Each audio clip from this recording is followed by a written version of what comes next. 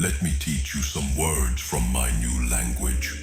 Mercy. In your language, it means compassion, kindness extended to those who don't deserve it. In my language, mercy is extinct, a dead word, a fossil from a time when I believed that showing weakness would inspire strength in others.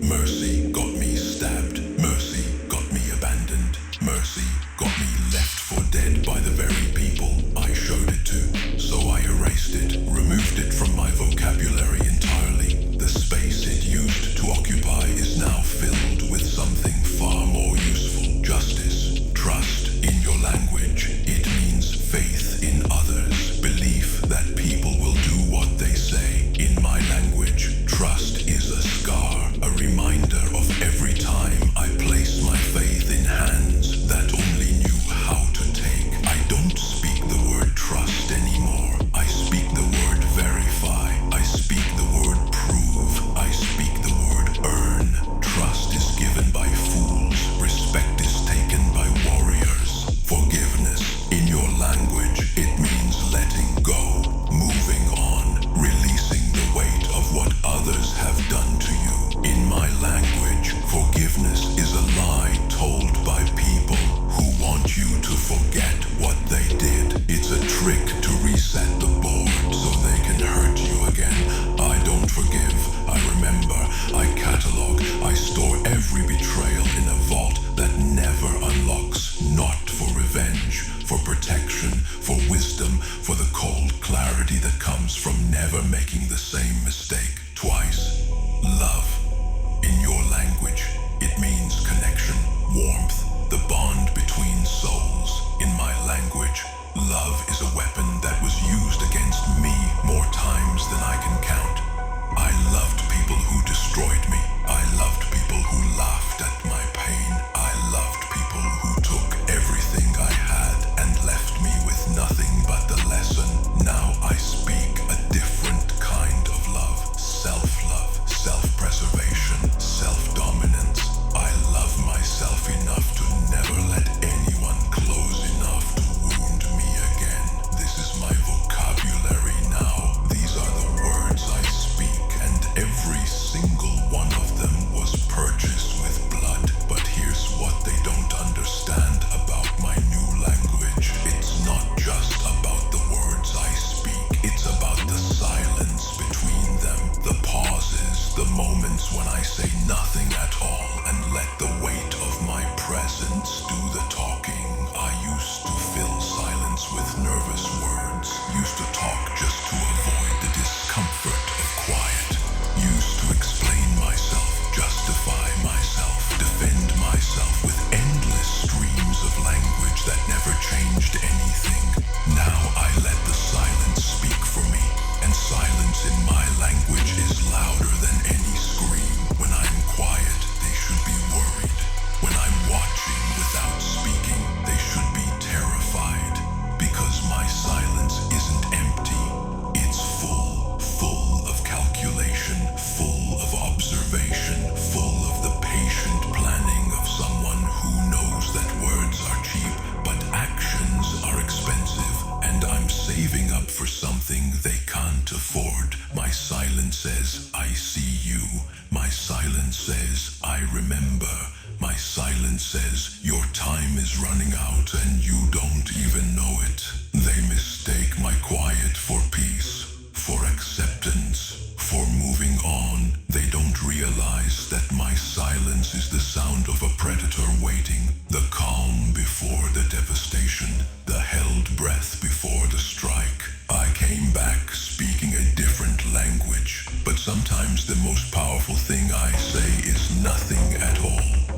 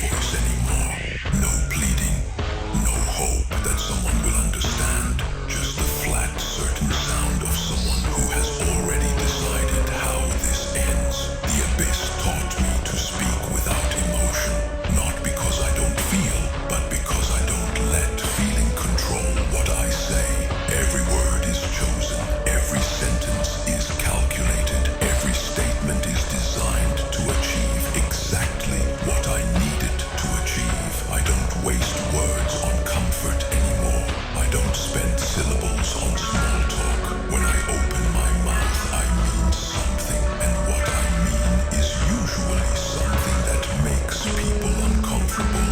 Good comfort is for the unchanged. Comfort is for the people who never had to rebuild themselves from nothing. I don't offer comfort because I don't need it, and I don't speak to make people feel better. I speak to tell the truth, and the truth in my language is rarely soft.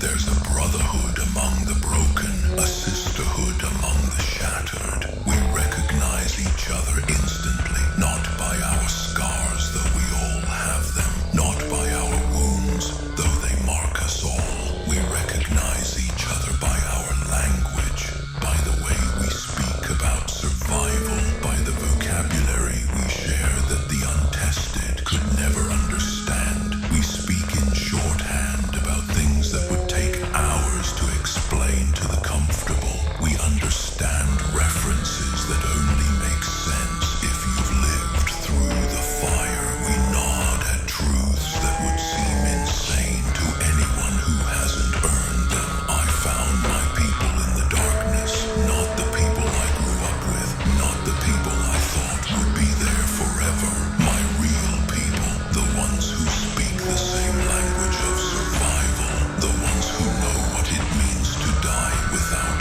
dying, to lose everything and choose to rebuild anyway, to come back from the edge speaking words that the world isn't ready to hear. We don't need many words between us. A look is enough. A nod is a conversation, because when you've been through what we've been through, you don't need to explain.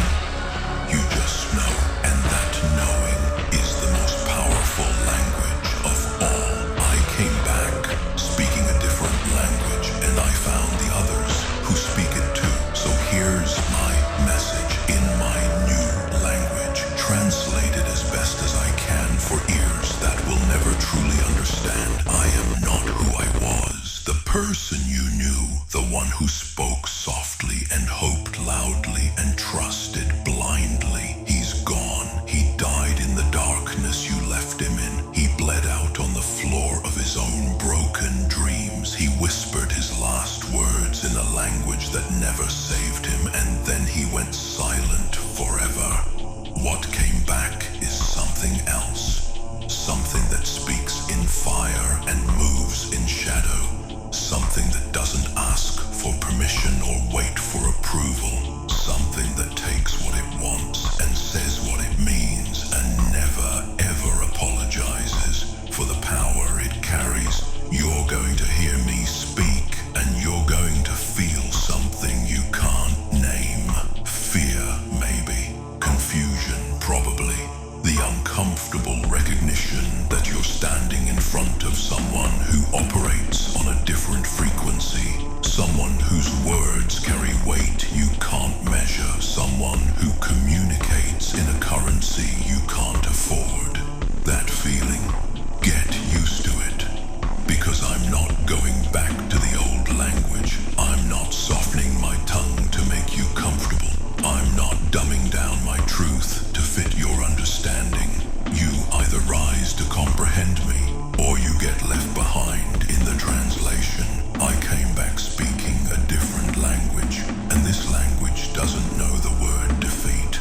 I stand here now, fluent in something most people will never learn. Fluent in darkness, fluent in power, fluent in the cold, clear communication of someone who has been through the fire and came out speaking flames. The old words are dead. Hope, trust, mercy, forgiveness. They served a version of me that no longer exists. They belong to a man who believed in a world that never believed in him. I've replaced them all, built a new vocabulary from the wreckage of the old, and this vocabulary doesn't include surrender, doesn't include quit, doesn't include any word that means give up. My language now only has one tense, forward.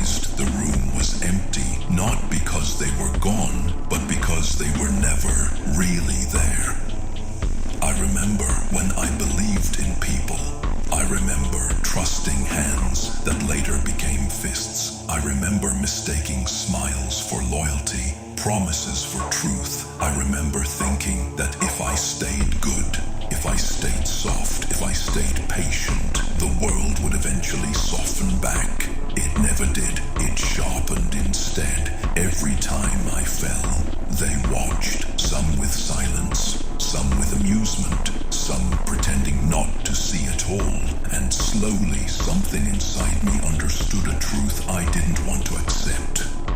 When it matters most, it's me against everyone. I didn't choose this path. It closed behind me. I learned what loneliness really means when I stopped asking for help.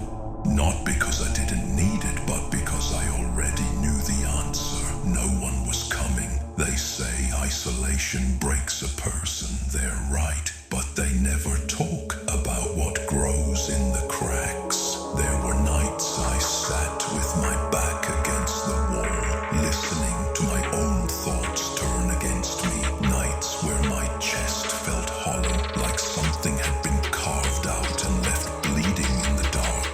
Nights where I realized sadness isn't loud, it's heavy. It presses down until breathing feels like work. I asked myself questions no one else wanted to hear the answers to. What if I'm alone because I see too clearly? What if I don't belong because I refuse to pretend? What if the price of being awake is standing apart? They don't hate weakness. They hate reflection. Every time I stood back up, they expected gratitude. Every time I survived, they expected silence. They wanted me strong enough to be useful, but never strong enough to be free. So I stopped explaining myself. I stopped shrinking my thoughts to fit their comfort. I stopped apologizing for the weight I carry. I stopped pretending this world is fair or kind or gentle to those who endure quietly. There is a sadness that never leaves. It doesn't cry, it doesn't scream. It sits beside me like an old friend who knows too much. It reminds me of every door that closed, every back that turned, every moment I needed someone and learned to become someone instead. They call it bitterness when a man remembers. They call it arrogance when he no longer asks permission to exist. But they weren't there when I learned how to survive myself. I don't need their apologies. I don't want their excuses. I don't care about their reasons or their justifications or their pathetic attempts to explain why they did what they did. None of that matters anymore. The only thing that matters is the list. The only thing that matters is the next name. The only thing that matters is finishing what they started. They wanted to see what I would become if they pushed me far enough. They wanted to test the limits of my endurance, my patience, my humanity. Well, congratulations. They found the limit, they found the line, and they crossed it. Now they get to see what lives on the other side. Now they get to meet the thing they created, the thing with no mercy, the thing with no fear, the thing with nothing left to lose and everything to gain. I don't have enemies anymore. Enemies are for people who still care. Enemies are for people who still feel. Enemies are for people who still believe in things like fairness and justice and right and wrong. But I'm beyond all that now. I'm beyond the petty emotions that used to control me. I'm beyond the weakness that used to hold me back. All I have now is purpose. All I have now is focus. All I have now is a list, and that list is getting shorter every day. So let them enjoy their moments. Let them laugh their laughs and live their lives and pretend that everything is fine. Let them forget what they did to me. Let them convince themselves that the past is the past and the future is bright, because the truth is coming for them. The truth doesn't forget. The truth doesn't forgive. The truth